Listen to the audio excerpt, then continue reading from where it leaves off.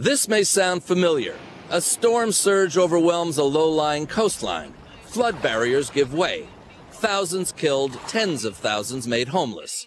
Except this isn't the U.S. Gulf Coast in 2005, it's Holland in 1953. These aren't called the Low Countries for nothing.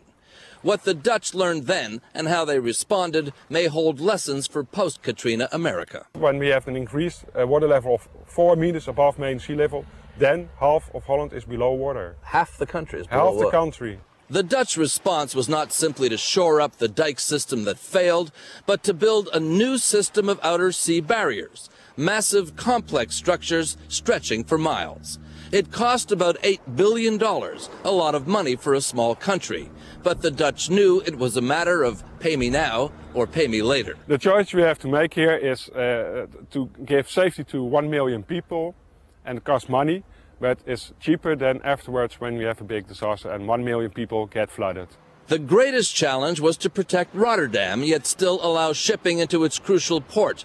The answer was these gigantic and ingenious moving arches that can be swung out into the river and then sunk there to block any incoming storm surge. The Dutch long ago learned that this is really a simple problem. You want to keep the land here and the water out there. You have to spend whatever it takes to build this sort of thing to keep them apart.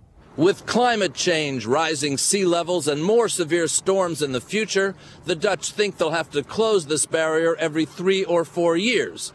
In Holland, they think the choice in the U.S. is inevitable. New Orleans, what I know, is also very low. So by rising of the sea level, you have to build something.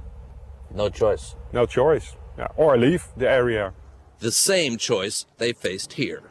Mark Phillips, CBS News at the Maesland Barrier, Holland.